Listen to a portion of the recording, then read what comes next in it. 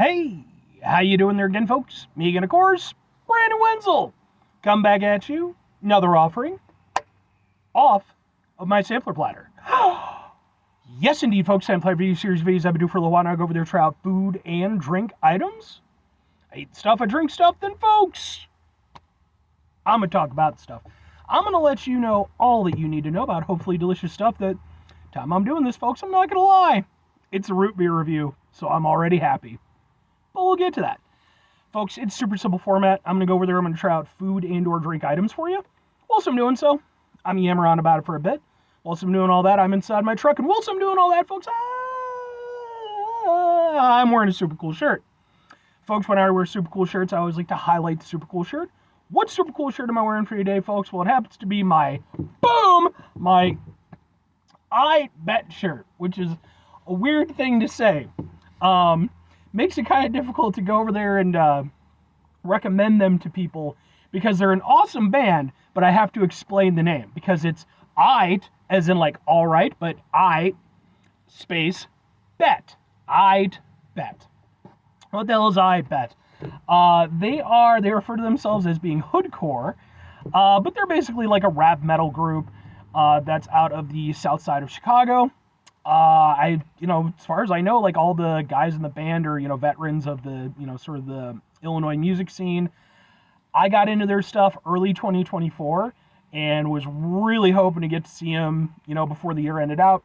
I actually lucked out just a few days ago at the time I'm doing this. They're performing a show not too far from, a little bit of a trek. And man, oh man, like, it was more than worth it. Like, they blew me the fuck away. I already liked their music anyway, but it was cool to be part of that live experience. I actually got some videos of said live experience. They're on the channel, just in case maybe you want to check them out. If nothing else, I'd be more than happy to kind of point you in the right direction as far as their music goes, because I think they're a super cool band. But anyway, what am I trying for you today, folks? What are we doing here? Well, like I said, it is a root beer review, because I was actually out at a chili cook-off. A friend of mine does a chili cook-off every year, and, I like to try to be there to, support his stuff, plus free chili, let's be honest. It was a fun time. Free chili was had. And when everything was said and done, I was kind of out and about in an area where I'm, familiar, but I don't head out this way that often. They happen to have a little soda shop, a little soda and candy spot called Rocket Fizz. And I reviewed a number of stuff from Rocket Fizz, and well, boom, it's a root beer that I've never had. This is Olde. It is Old Brooklyn Williamsburg root beer, born in Brooklyn, USA. Ooh, okay. Apparently it's kosher. Made with real sugar. Good times. I'm trying to see if there's anything in terms of like manufacturing stuff. It's made by Sprecher. Okay. Sprecher is they're a company. They do lots of different stuff. They do root beer. They do cola. Usually under their own moniker of Sprecher, but Green River. I reviewed that recently, by the way. Go look up that. But yeah, they do a lot of soda. So, okay, cool. Sprecher made this. I'm guessing it's probably an old recipe, and then, they just took up the namesake. But let's see how it is. Has a nice smell, kind of like a caramel kind of smell to it.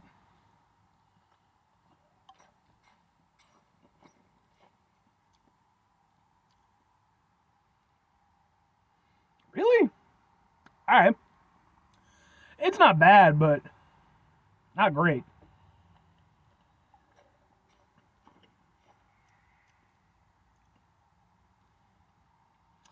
Yeah, that's not anything special. Reminds me a little bit of an A&W, but take out sort of the more prominent, like, kind of sweet vanilla flavor, and instead there's like a little bit of a sort of like a black aniseed kind of flavor to it, a little bit, but like it kind of just tastes like a worse A&W, because like, and I've mentioned in root beer reviews, like there's kind of two camps I sort of see when it comes to like commercial root beers.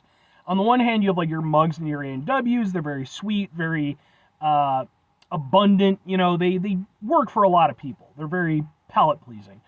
And then on the other end, you have like ones like Barks and Dads, which are, a little bit more of a root beer kind of root beer. You know, they got a little bit more bite to them. You know, they're a little bit harsher. Those are the ones I tend to gravitate towards. But I like some A&W. I like some Mug on occasion. This feels a little bit, I'm not even going to say confused. It just feels lackluster. Like, because again, like it's more of a sweet root beer, but there's so little dimension to it. You know, like it's just very okay.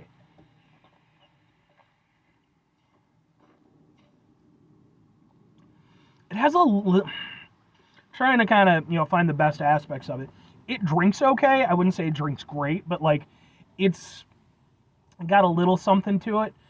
Um, there's there's a little bit of almost like a pepperiness from, again, I think more sort of like an aniseed, you know, almost kind of black licorice kind of vibe to it, which normally I really do like in a root beer. But the problem is it's not prominent enough to be like a significant personality trait for it.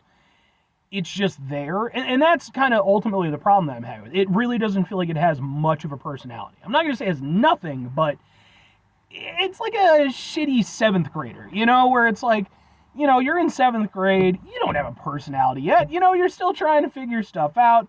You know, just a couple years ago, you were in grade school and, you know, you're just like whatever cartoon was big, that was your personality. Now you're kind of, you know, you're trying to be a little bit cooler, you're trying to figure stuff out, but you suck, you know, because you're still just, you know, no offense to seventh graders, but you're figuring shit out is what I mean. And that's kind of what this feels like, but it feels like it never figured itself out. It never came out of that seventh grade mentality, and it's just very okay.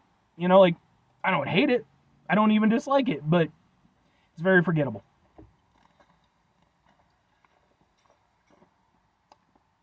Like I said, not a bad experience, but yeah. Yeah, back to seventh grade days. Here's how forgettable seventh grade was for me. I couldn't tell you what the hell I was doing in seventh grade. Sixth grade, absolutely. Eighth grade, 100%. Seventh grade, I can remember like one of my teachers from seventh grade.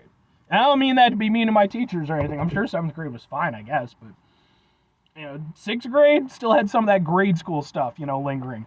By the time I got to eighth grade, that's when I started to form a little bit of an actual personality. It was a poser personality. You know, it was me basing it off of other kids I was hanging out with, but something. Two questions have to be asked, though. Would I get it again? Would I recommend it? Oh, wait, I didn't... Nah, fuck it. I didn't do a thing for the thing, but I'll figure it out. Would I get it again? Would I recommend it? No and no. It's just...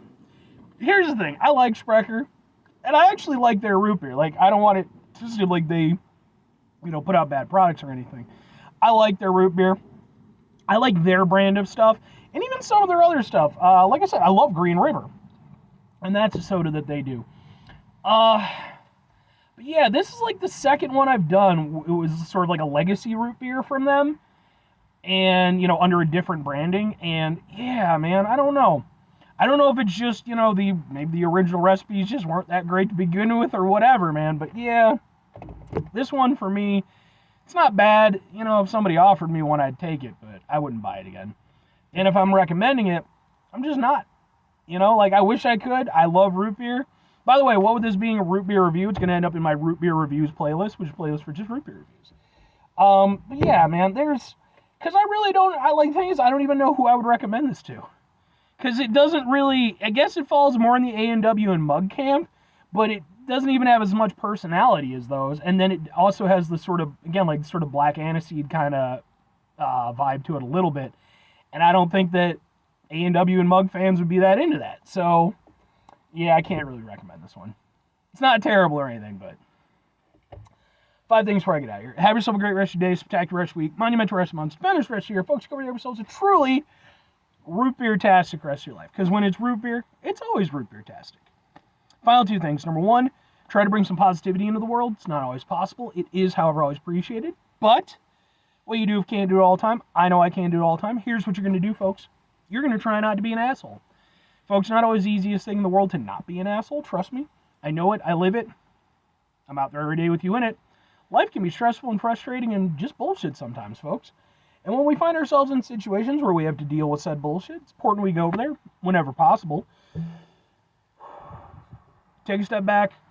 Try to mitigate the level of assholishness in our lives. Hopefully, do better for ourselves and for those around us.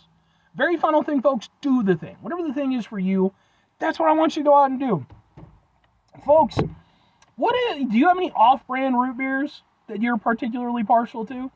Because, like, again, I usually hype up Barks and Dads as being, kind of my favorite commercial root beers. But then, there's, ones like Virgil's, which is, like a less commercial. It's available in some stores. Whole Foods will carry it.